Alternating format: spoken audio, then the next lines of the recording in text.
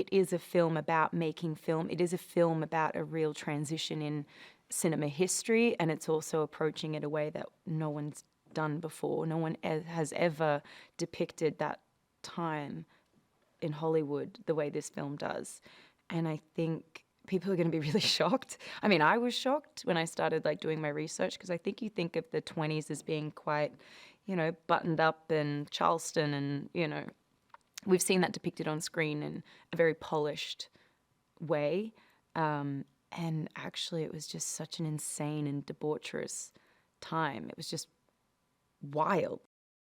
She's an aspiring actress. She kind of catapults into the film, and she is trying to get into a Hollywood party, and she's not on the guest list. She's not invited, but she is going to get into that party no matter what. And she's just arrived in Hollywood, and she's going to be a big star. She knows she is.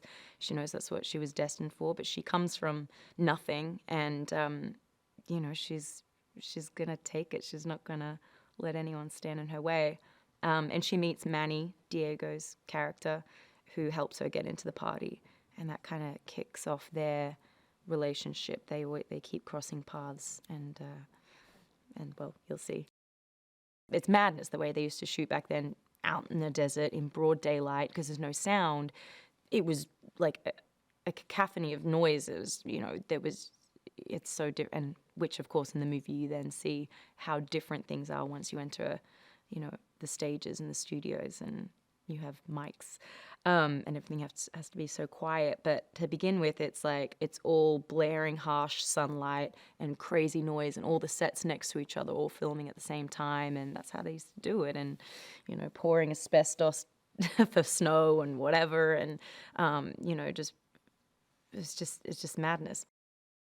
I think there's something just innately pure about Manny, and Nellie senses that the very first time she meets him. And I think it's the way he looks at her, kind of like from the night they meet. He kind of looks at her like he loves her and would do anything for her. And I think the selfish part of her recognizes that could be helpful for her.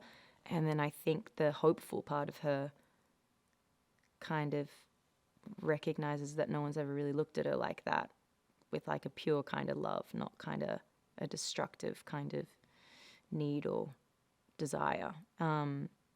So I think she knows deep down that Manny will always look after her or do whatever he can. When you're acting, knowing that you're shooting on film and knowing how rare that is these days to get to be able to do that, it feels so special. And you see this in Babylon. You can literally hear when a roll of film rolls out. There is this, it's just magic, because you just want to give everything on that take. And before you start a take, they'll say how many feet have we got left? And they'll shout out, okay, we've got such and such amount of feet left, of film. Can we get a whole take for that? No, we'll never make it. Okay, take it from that line. Okay, go. Are we rolling? I mean, there's this moment, there's this feeling of like, we have to get it now, and it's going to be printed on celluloid forever. Brad is exceptional in this film. I mean, I'm a huge fan. He's exceptional in everything. But there's something really special. And maybe it is that thing of like seeing an actor play an actor that feels like a little bit like you're seeing, I don't know, it's like you're seeing behind the curtain or something. And he's such a movie star in real life, and he's such a movie star in this film. But he's also, the character is incredible, and he does incredible things with it. But he really says the things, his character says the things that I know Damien feels about the film industry, and about that we all kind of feel, why it's special and why it matters, and he articulates it.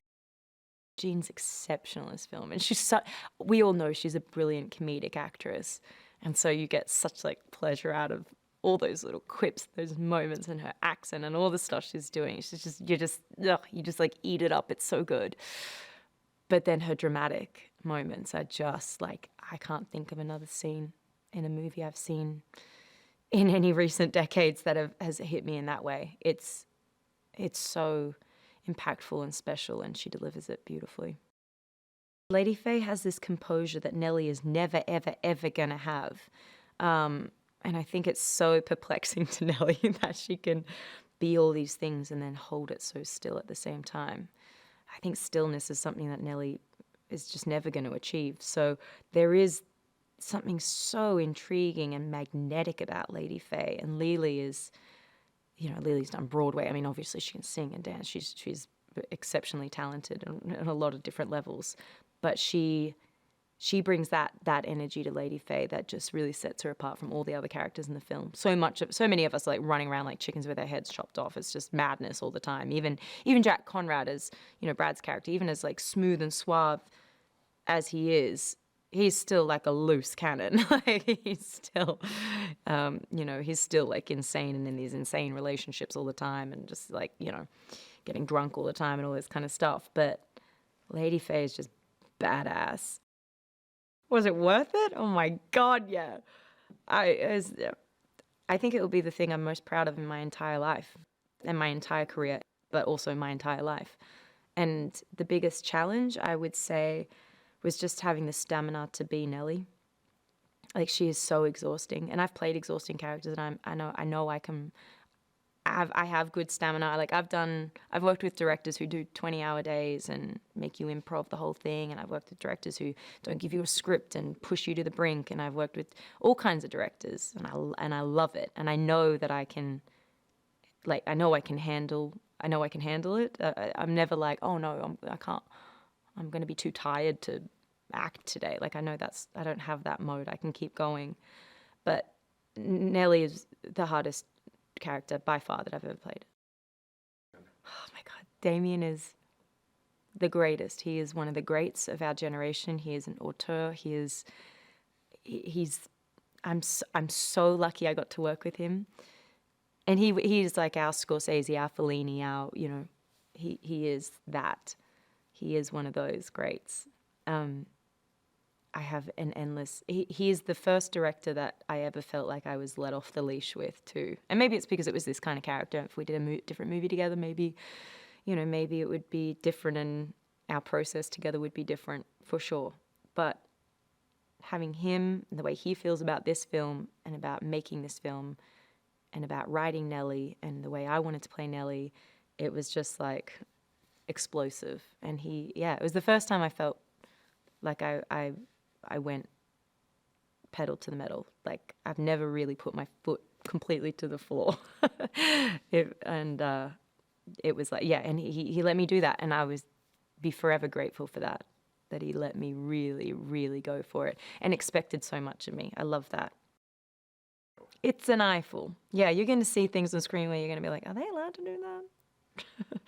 Because I remember when we were shooting it, I was like, surely we're not allowed to do this. Like, surely this will never make it on screen. Not in this day and age. You can't do anything anymore.